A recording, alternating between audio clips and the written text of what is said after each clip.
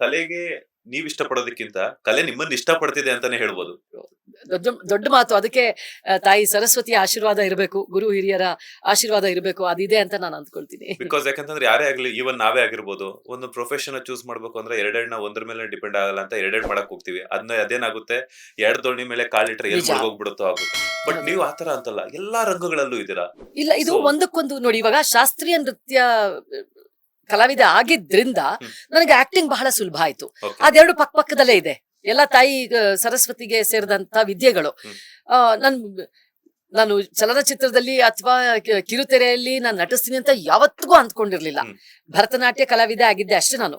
America ಬಿಟ್ಟು ವಾಪಸ್ಸು ಭಾರತಕ್ಕೆ ಬಂದ ನಂತರ ನಮ್ಮ ಮನೆನ ಶೂಟಿಂಗ್ ಕೊಡ್ತೀರಾ ಅಂತ ಅಶ್ವಿನಿ ನಕ್ಷತ್ರ ಧಾರಾವಾಹಿಗೆ ಕೇಳ್ಕೊಂಡ್ ಬಂದಿದ್ರು. ಸೂಪರ್. ಅವಾಗ ಇಲ್ಲ, ಮಕ್ಳಿಗೂ ತುಂಬಾ ಚಿಕ್ಕವರಿದ್ದಾರೆ, ಅವ್ರಿಗೆ ಪ್ರೈವೇಸಿ ಬೇಕು, ಹಾಗಾಗಿ ಕಷ್ಟ ಆಗತ್ತೆ, ನೋಡೋಣ ಅಂತ ಹೇಳಿ.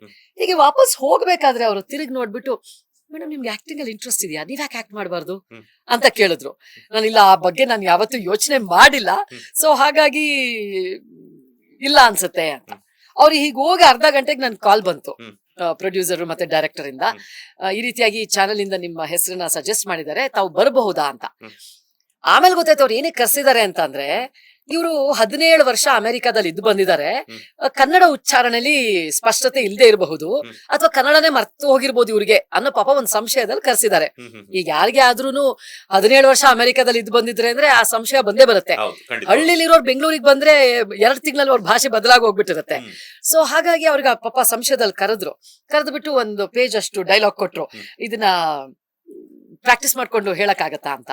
ಸೊ ನಾನೊಂದು 5 ನಿಮಿಷ ಅದು ನೋಡ್ಕೊಂಡು ಅವ್ರಿಗೆ ಸ್ಪಷ್ಟವಾಗಿ ಹೇಳಿದೆ, ನಮ್ ಕಡೆಯಿಂದ ನೀವು ಒಪ್ಪಿಗೆ ಆಗಿದ್ದೀರಾ, ಚಾನಲ್ ಅವ್ರಿಗಂತೂ ಕೇಳೋ ಅವಶ್ಯಕತೆನೇ ಇಲ್ಲ, ಅವರೇ ನಿಮ್ಮನ್ನ ಸಜೆಸ್ಟ್ ಮಾಡಿದ್ದಾರೆ, ನೀವೇನ್ ಹೇಳ್ತೀರಾ ಅಂತ.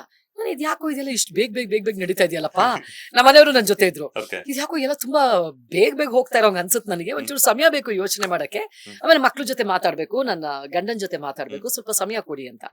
2 ದಿನ ಸಮಯ ಬೇಕು ಅಂತಂದೆ. ಪಾಪ ಅವ್ರು ಒಂದು 2 ಗಂಟೆನೂ ಕೊಡ್ಲಿಲ್ಲ, ನಿರ್ಧಾರ ಮಾಡಿ ಹೇಳಿ ಅಂತ. ಆಮೇಲೆ ನಮ್ಮ ಮನೆಯವರು ಪಾಪ ತಾನಾಗೆ ಬಂದಿರೋದನ್ನ ಯಾವತ್ತು ಹೋಗುವಂತ ತಳ್ಳಬಾರ್ದು, ಈ ಅವಕಾಶ ತಾನಾಗೆ ಹುಡುಕೊಂಡು ಬಂದಿದೆ ನಿನಗೆ, ಸೊ ಹಾಗಾಗಿ ಮಾಡ್ಬಿಡು, ಒಂದು ನೀನು ಭರತನಾಟ್ಯ ಕಲಾವಿದೆ ಬೇರೆ, ಸೊ ಆಕ್ಟಿಂಗ್ ಏನು ಕಷ್ಟ ಆಗ್ಲಿಕ್ಕಿಲ್ಲ ನಿನ್ಗೆ, ಆಮೇಲೆ ನಿನ್ನ ಕನ್ನಡ ಭಾಷೆ ಮೇಲೆ ಹಿಡಿತಾ ಇದೆ, ಸೊ ಹಾಗಾಗಿ ಅದು ತೊಂದ್ರೆನೂ ಇಲ್ಲ, ಮಾಡ್ಬಿಡು ಅಂತ ಅವರು ಉತ್ತೇಜನ ಕೊಟ್ಟಿದ್ದಕ್ಕೆ ಹಾಗೆ ಶುರುವಾಗಿದ್ದು. ಒಂದು ಧಾರಾವಾಹಿ ಅಂತ ತಗೊಂಡಿದ್ದು 18 ಮೆಗಾ ಧಾರಾವಾಹಿಗಳಲ್ಲಿ ತುಂಬಾ ಒಳ್ಳೊಳ್ಳೆ ಪಾತ್ರಗಳನ್ನ ಮಾಡ್ಕೊಂಡು ಬಂದಿದ್ದೀನಿ. ನಿಮಗೆ ಗೊತ್ತಿದೆ, ಯಾವ ಪಾತ್ರವೂ ಕೂಡ ಲೀಡ್ ರೋಲ್ಸ್ಗೆ ಕಡಿಮೆ ಇರುವಂತಹ ಪಾತ್ರ ನನಗೆ ಸಿಕ್ಕೇ ಇಲ್ಲ. ಯಾವುದೇ ಧಾರಾವಾಹಿ ಆದ್ರೂ ತುಂಬಾ ಉತ್ತಮವಾದ ಪಾತ್ರಗಳನ್ನ ನೀಡಿದ್ದಾರೆ. 47 ಕನ್ನಡ ಸಿನಿಮಾಗಳು ಮುಗೀತು ಮೊನ್ನೆಗೆ, 2 ತೆಲುಗು 2 ತಮಿಳ್ ಆಗಿದೆ.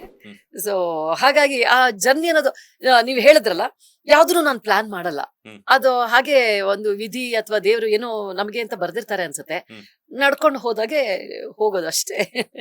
ಲೇಟೆಸ್ಟ್ ಹಾಗೂ ಇಂಟ್ರೆಸ್ಟಿಂಗ್ ಸುದ್ದಿಗಳಿಗಾಗಿ ಬಾಸ್ ಟಿವಿ ಕನ್ನಡ ಚಾನೆಲ್ನ ಸಬ್ಸ್ಕ್ರೈಬ್ ಮಾಡಿ, ಹಾಗೆಯೇ ಬೆಲ್ ಐಕಾನ್ ಪ್ರೆಸ್ ಮಾಡಿ. ಇದರ ಜೊತೆಗೆ ಫೇಸ್ಬುಕ್, ಇನ್ಸ್ಟಾಗ್ರಾಮ್, ಎಕ್ಸ್ ನಲ್ಲೂ ಮಿಸ್ ಮಾಡದೆ ಫಾಲೋ ಮಾಡಿ.